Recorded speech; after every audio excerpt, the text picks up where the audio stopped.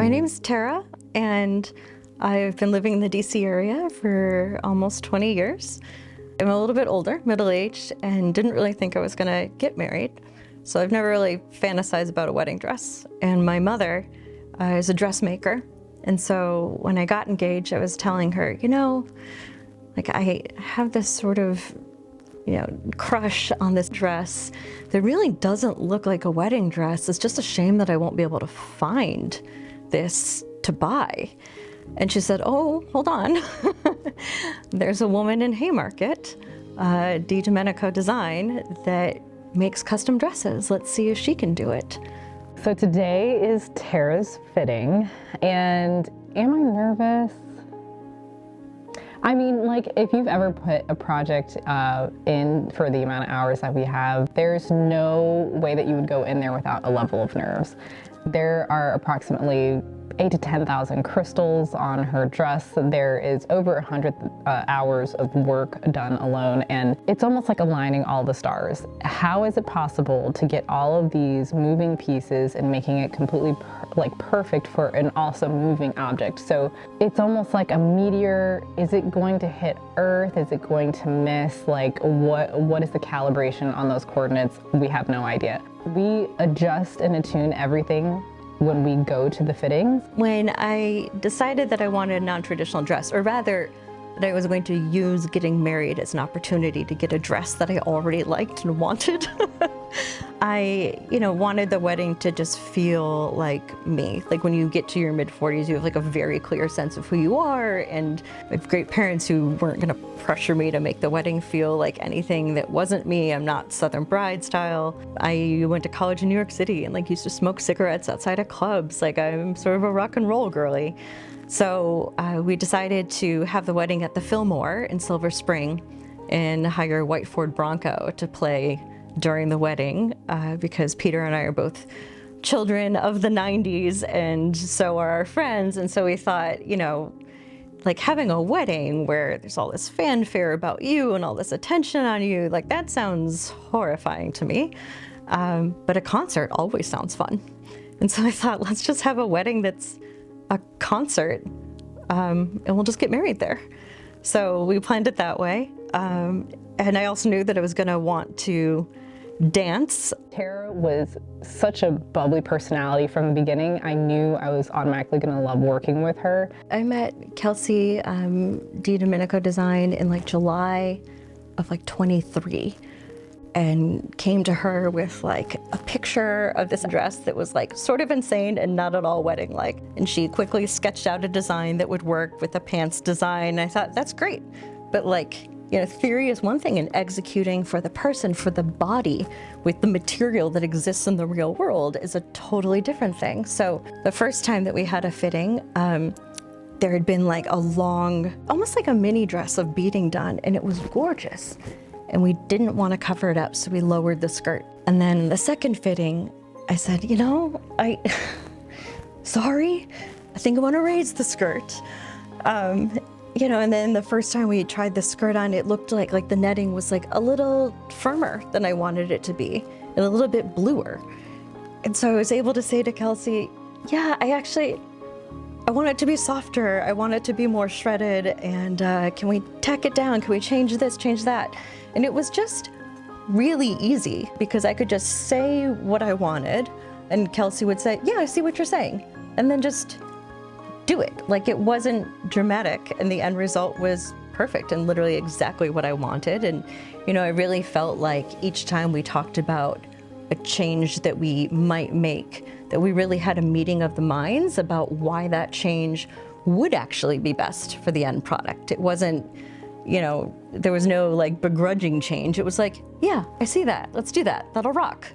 And so I couldn't be more delighted with the process. It really came together so beautifully. And if you have any experience with garment making, or even when it comes down to artwork itself, you know that, let's say if your customer arrived and looked at that painting and was like, oh, I just hate the color. You can't just fix it. I mean, the paint is dry. You have to basically start from scratch. And it's the same thing when it comes to garments. So if somebody doesn't like a color, There's little else that you can do except for basically throwing the garment away and starting it over. Beautiful, beautiful wedding gown, but Kelsey understood too that, you know, like rock and roll is a little bit about like bling, and there are pant looks, you know, like sort of torn t-shirts and studded pants. And so, you know, Kelsey came up with this design that allowed me to have a sort of second look that would be like more rock and roll than the first dress. Originally, when we were designing this dress, the bottom was supposed to be able to come off, and then she was supposed to be able to put the pants on like right underneath. So she was gonna have this like corseted look with the bedazzled pants and like the Valentino shoes. Tara's dress wasn't just a dress. And I don't even mean that in a metaphor. It literally became two different things. The inspiration look was on this like 18-year-old gaunt model, and it was like a band of crystal and then a connection to the hip, but like all exposed on the side. And that was not something I was willing to rock. But I really liked the light blue and the crystal structure on top and the sort of like shredded tulle look on the bottom. And so we decided that, you know, for modesty and comfort's sake, we were gonna fill out the side, but still have cutouts, give it some structure so that my body would feel supported, and lace it up like a corset so that it would just be secure and stay in place all day. Additionally, Kelsey hand-dyed tulle for me to make sure it was like the ice blue that I wanted and not what was just available on the market. And she made me these gorgeous blingy cuffs. I spent a couple of years living and working in India, and so, you know, this felt not only like cool and edgy with a rock vibe, but a sort of nod to that part of my life where Indian women weddings will sometimes have beading or henna, a little bit of decor on the hands. So I absolutely love this. It was like the summer of 21, and I had just gotten out of a relationship that was a spectacular disappointment and betrayal.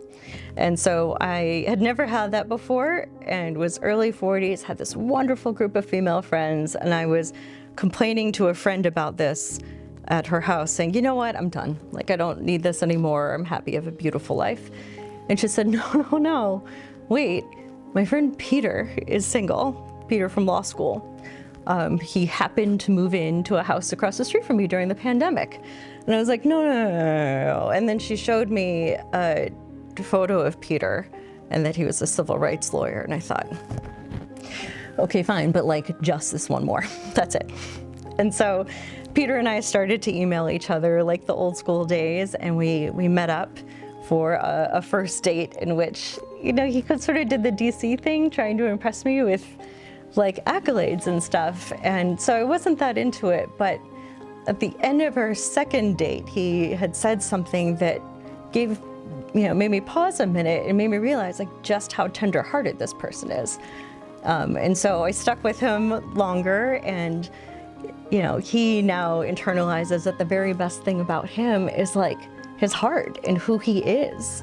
And he's brought out the best in me. I had never felt like a princess before. That's not really my style, but you know, this is a man who sees my needs and like fulfills them without being asked. And it's just out of sheer love. Like coffee in the morning is a wonderful thing if you're like a morning monster and you need someone to help you.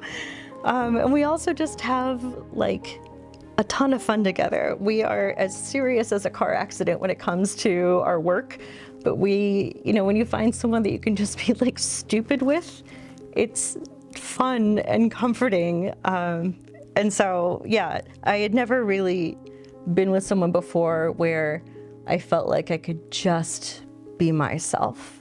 And I think when Peter and I started dating, I was in such an emotionally difficult place that I sort of like didn't try. And I was kind of amazed to realize like, oh, I've just been being myself and this person really likes me. And wow, I really like him. He's super funny and fun. It's like, could it have been this easy all along? Like, I don't know, but it worked out now.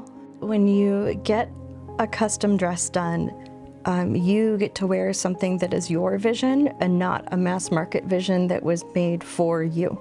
Looking through dresses on the rack, that's something that someone else came up with, and you can decide if it works for you. But, you know, I wasn't even super clear on what my vision was, and we just created it together. I know I'm the only one that's gonna have these garments. I've told Kelsey that I am just going to wear this corset for the rest of time. I've told friends that, hey, I'm just gonna wear this now when we go to brunch, like, don't be awkward. I love it. I'm gonna wear this to formal events as long as I can fit into it, which I always will because it's a corset that laces up. So, you know, if you get a custom gown and custom pieces, it doesn't just have to be for your wedding day. It's an investment forever. I've wanted a corset forever, and I have two now. I think growth is always possible, and that we can, you know, really surprise ourselves if you are willing to give in to change. And I think, you know, a lot of relationships, which is not a new lesson, but it's learning how to meet your needs and meet another person's needs, and both of you feel fulfilled. And I think that takes real work. I think when you come out of a relationship in your, you know, mid-40s as a fully formed adult, like, you're very much you, and you have to let your partner be very much them. And I think it's kind of a magical thing when it works out. So I guess I would say that, you know, it's possible to find partnership, but, you know, you can live a happy life however. that like marriage isn't necessary, but connection always is. I couldn't believe how stunning the beadwork was, and I couldn't believe that it was mine. It felt like something I was borrowing from someone, like, oh, I get to wear this for 10 minutes, how fun. So I still kind of can't believe that I get to leave with all of this, because it's so incredible. Yeah, I hope to find occasion to wear it again. How does wearing this dress make me feel? It makes me feel like I am starting off a new chapter, just completely myself. Owning who I am, walking into this marriage with this wonderful man, where we just fully accept one another for who we are. And I'm not a traditional bride, he's not a traditional groom, and I have costuming to reflect that. My mom is such an inspiration. She has given me so much love, so much support over the years, and I remember thinking that they were a little surprised when I ultimately found someone to get engaged. So I am delighted that we get to add a son-in-law to the family for her, so that he can enjoy the expansive love of my mother, her sense of adventure and style and fun. The only reason Peter has a tuxedo that looks good and fits is because Mom went with him. So I am delighted that she gets to see the fruits of that labor, but also the fruits of the labor of all the years she put into me. So one of the things I really appreciated about this process is that I was able to show Kelsey this vision of a dress that was clearly meant for people who were differently shaped than me and a different age. And she didn't, I didn't have to change myself in any way. I didn't have to change my body to fit a dress. Kelsey made sure that I would have a dress that suited my body. And I think it's been really nice to go through this entire process, not sweating it one bit, whether I need to lose weight to fit into my wedding dress or, build muscle or something to look awesome. I knew that what I was having made for me would take care of that part. So I appreciated that there was no moment where it was like, oh, this would look better if your waist is smaller, or, this sags and maybe you can tighten up. It's like, no, like you are who you are, and that's how you should feel on your wedding day. You shouldn't feel like you're heading towards a process where you have to change yourself to be beautiful. You should be working with someone who makes you feel that way already.